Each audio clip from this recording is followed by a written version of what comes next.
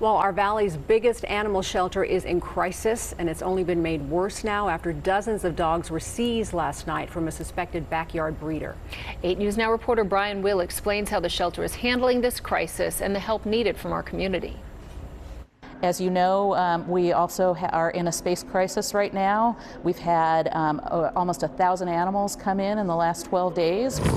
That crisis was made even worse on Wednesday night when Clark County Animal Protection Services brought in dozens of more dogs to the shelter from this home near Lake Mead and Lamb Boulevard. The Beware of Dogs sign was all that was left after Henderson Police Department served a search warrant and found an unrelated puppy mill. It looked to be from an illegal breeding operation. Here are just some of the 38 animals the shelter took in just from one house late last night. In the last 2 days, they've taken in more than 300 animals here at the Animal Foundation, which has pushed them past critical capacity. We had staff that stayed overnight.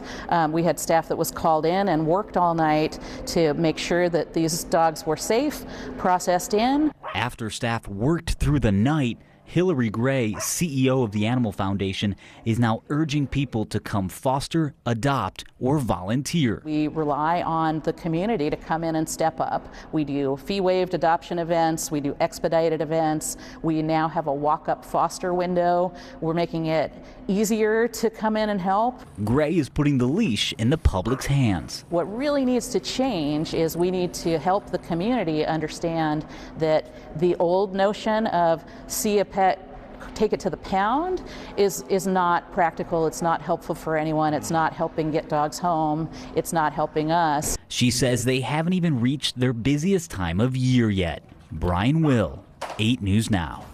Yeah, that busiest time comes right after the 4th of July when dogs get spooked and they make a run for it. So as for a long-term solution to this critical capacity issue, the Animal Foundation says they're relying on the public's help to just try and alleviate capacity, maybe foster if you can, even just for a week, urging people if they also find strays to try and help reunite the animal with their owner instead of calling animal control right away.